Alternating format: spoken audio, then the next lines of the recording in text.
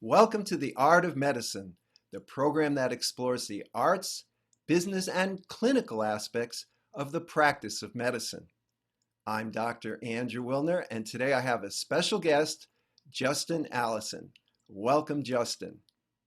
Thank you, Dr. Wilner. I just want to, extend tremendous gratitude, obviously, for the opportunity to jump on your show and have a little chat with you today. So I'm excited. I'm fired up to discuss locums and everything that's going on right now. So thank you. Well, thanks for joining me during these difficult and strange times. Well, today we're going to talk about the business of medicine, and part of the business of medicine for physicians is getting a job. And there's about 50,000 physicians in the U.S. now who work locum tenens, as I did for many, many years. And I even published a book about it. It's a pretty interesting topic. And I understand that you're also in the locum tenens industry. So tell me, how did you get there and what is it that you're doing now?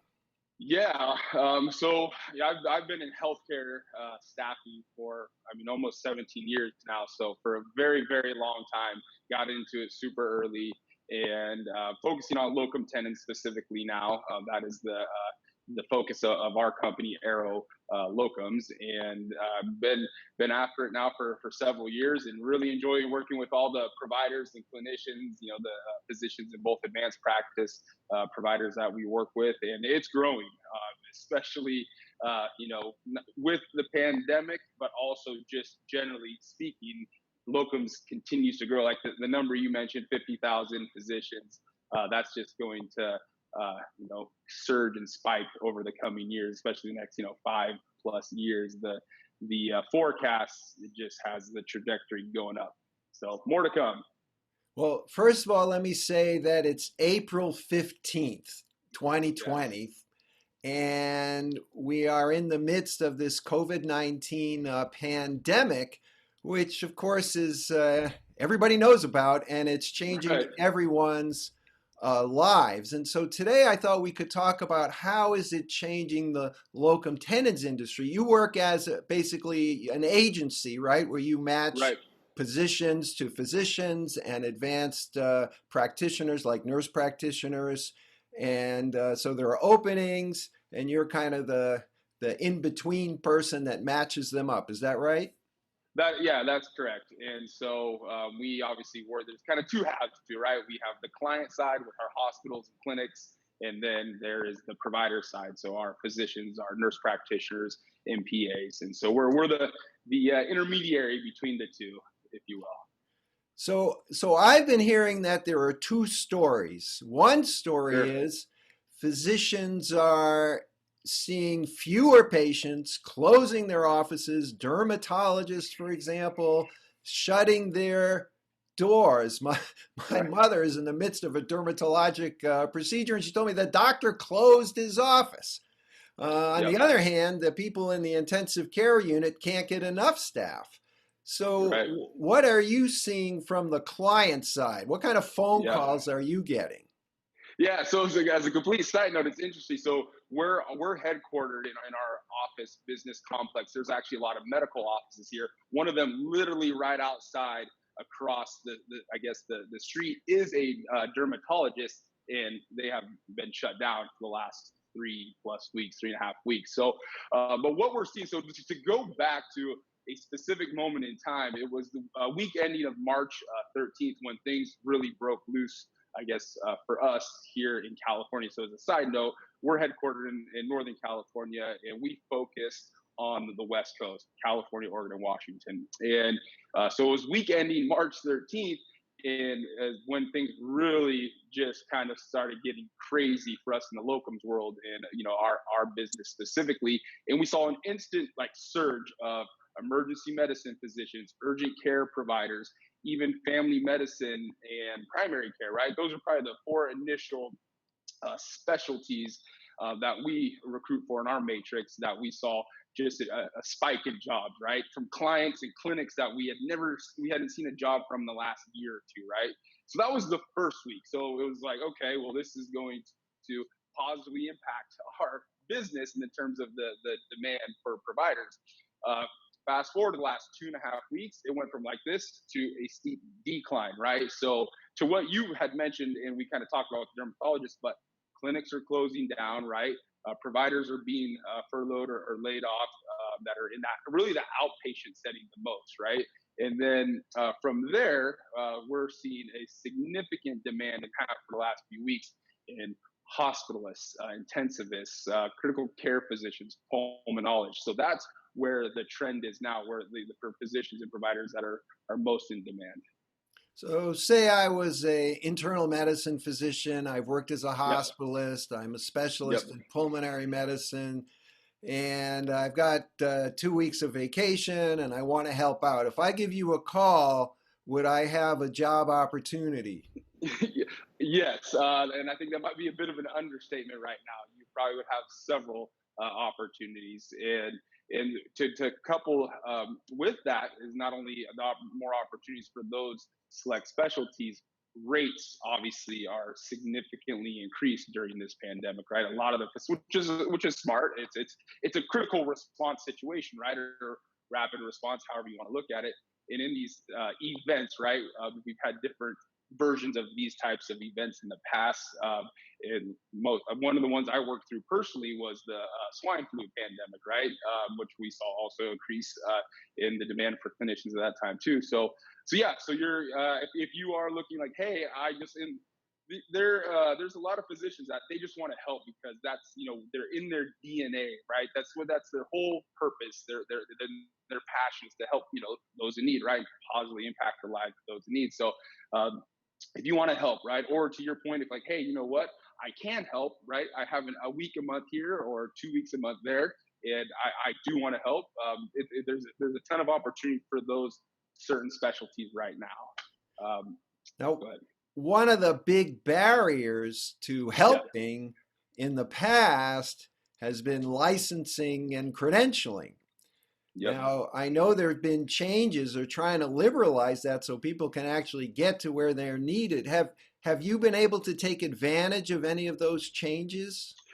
Yeah, so actually, we just sent over just yesterday another batch of providers that are not licensed on the West Coast. So keep in mind, we only place on the West Coast, right? So we just sent over another batch of providers for the EMSA, right? So to get them that temporary recognition for to be able to practice, right? For example, in California, if you have a license in Ohio, you can get approved, and it only takes like 2 to 4 days.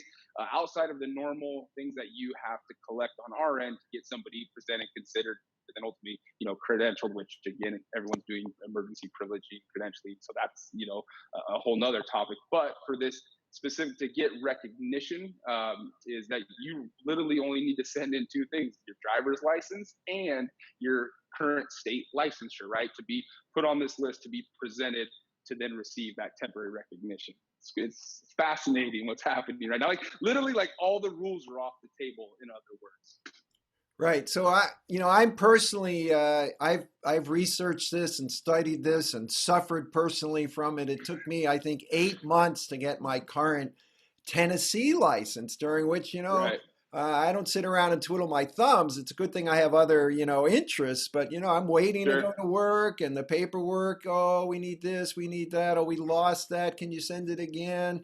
And Yep. so maybe, at the end of all of this post COVID, some of these regulations they'll realize that they really weren't serving a purpose, Right. and maybe they won't reinstate them. That's kind of our hope. It's like the other thing is very similarly telemedicine. Also, if I'm in Tennessee and I want to do Oh telemedicine wow. with someone in California, I got to have a California license. They've thrown that out the window. Right.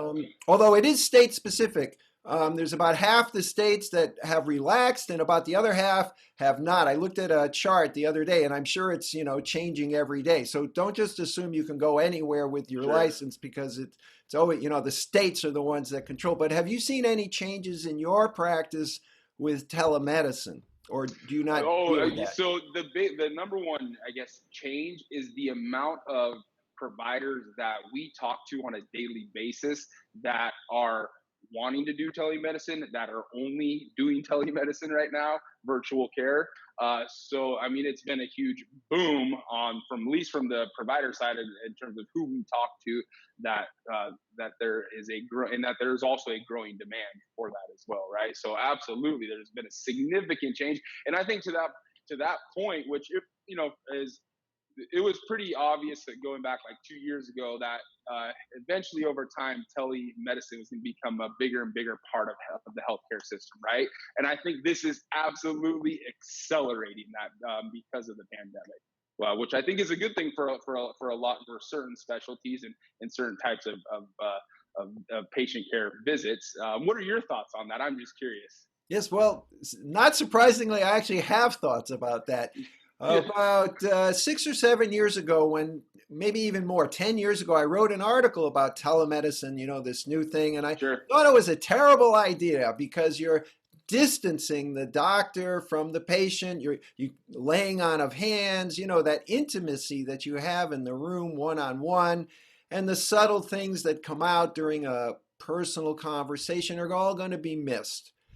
Yeah. However, a few years later, with TPA for stroke, I'm a neurologist, we realized that we couldn't have a neurologist at every single small hospital 24/7 to administer and check the patient, are they appropriate for TPA? So I actually worked with the Mayo Clinic for over a year with in their telemedicine program, where we reached out to area hospitals, some actually thousands of miles away, but with just like us, you're in California, I'm in Tennessee. Sure. Once you're hooked up, it doesn't matter. And we found that telemedicine for acute stroke actually worked very, very well. And there's been actually research showing that the outcomes are no different from the in-person neurologist to the telemedicine neurologist when it comes to stroke. Of course, that's a very specific kind of contained problem. But it makes sense. I've become more and more a fan of telemedicine, particularly if it's telemedicine versus nothing, right? So in fact, I asked my own personal physician the other day, I said, are you doing telemedicine visits? Because, we don't want to go out unless we have to, right? And get in the car and drive and be exposed to the virus. Everybody's staying, shelter in place. So I'm thinking, well, what if I have to go to the doctor, or I have some question, or, that cough won't go away? What do I do? He said, and yes, they are. So I think my other hope is that, again, when all this is over, that the requirement that Medicare has waived now, that you have to have a license in every state. I mean, there are telemedicine doctors with 25 state licenses because they, all over the country. And, that's a few $100s per license, plus keeping up with all of the CME that's different in every state. It becomes a whole bureaucracy, and they all expiring on different dates. I wrote about this in my book, in the credentialing and licensing. It becomes a huge bureaucratic overhead, just to get to work. You've got to have all this paperwork. So COVID has shown that, well, doesn't really matter. Physicians are by nature, I think, responsible people, right? I mean, it's very rare you get some irresponsible person that's going to go through medical school and residency and pass all their exams. It requires way too much discipline and sacrifices to get to where you're at, or every provider has to get through medical school, residency, fellowship, etc. So let me touch on a more delicate topic. One thing I just want to add to that one, just fun fact that for the whole telemedicine, I read this a while back, well before the pandemic, and it's kind of like to what you pointed out, very specific to neuro, but is that it was like over 70% of emergency room or urgent care, immediate care visits could be done through telemedicine, and so it's going to wildly impact a lot of specialties. Oh, I think so. As a neurologist, for example, I have epilepsy patients. They need to have their drug levels checked. Have you had any seizures? But their exam, which is hard to do by telemedicine, you can do it a little bit, isn't all that important for a routine follow-up visit. Those visits could really be expedited, better for the patient, better for the doctor, and focused, I think, with telemedicine. So I'm hoping that we'll learn from this experience. Correct. Now, let me get to this delicate issue. Yeah. You know, some physicians, in fact, I forget I think it's something like 10% of the 1 million or so US physicians are 70 years old or above. And most of those are males, because in the old days, it was mostly men that went to medical school. Now it's about 50-50. So the 70-year-olds, generally men. So 70-year-old men are in a high risk group for having severe complications from COVID-19. Right. And they're older and they're males, and they may or may not have comorbidities that, again, predispose to serious illness and death. Right. So given that background, have you seen any physicians who are available but kind of reluctant to throw themselves into the fray? Yeah, that's a really good question, and it's going to be probably an answer you're not expecting. So the first part of that is absolutely. We've seen a significant increase in physicians that have retired, or they've left a full-time practice, or they sold it, etc. That maybe have been out of the patient care practice for a significant amount of time, that are willing to come out of retirement, right, or their temporary retirement to help out with it, right? So we absolutely have seen a significant increase in that. Now, the interesting thing about your question is the people that are the providers that are hesitant, or they're reluctant, or they're like straight up like, hey, I don't want to travel. I'm only going to do back to telemedicine because I don't want to expose myself to risk to this virus. That has not been the audience of the demographic you just identified. It's honestly kind of across the board, and you would be surprised. It's actually some of the younger providers, right, from the age group you mentioned, that are the ones that are telling us, like, hey, no, I don't want to travel. I'm going to stay home, or I'm going back home, right? So those the age group that you mentioned, they are willing to work. They're coming out of retirement and happy to help. And actually, and I can only speak to myself, my team, but they're not telling us no. I know I'm more susceptible to this. I'm in that high risk category, so I don't want to help. That's not what we're hearing from them. So there's a generation gap in terms of the approach to medicine. That's very, very interesting. And I honestly, too, to that point, and this is for all the providers, clinicians, and this goes from doctors all the way down to nurses. But I am so humbled and grateful to work and being just, I guess, engaged on a professional level with so many clinicians and providers that are willing to go to the front lines, right? They're just like, I can't tell you how many conversations I've had, and people that I haven't heard from in a long time, or that just reached out to someone on my team that are like, hey, how can I help, right? Do you have anything available for that? They are seeking it out. They're like, I'm going to go run straight into harm's way. Like it is so amazing that there are so many providers and clinicians that's just, it's not even a thought to them, right? They're just like, I'm in, like, tell me where to go and I'm there, so it's amazing. And I have to extend, for whoever ends up watching this, and our conversation is like, just extend tremendous gratitude for all those providers and clinicians. It's amazing. Justin, I want to thank you for that. And for those who are interested, how can we get in touch with you?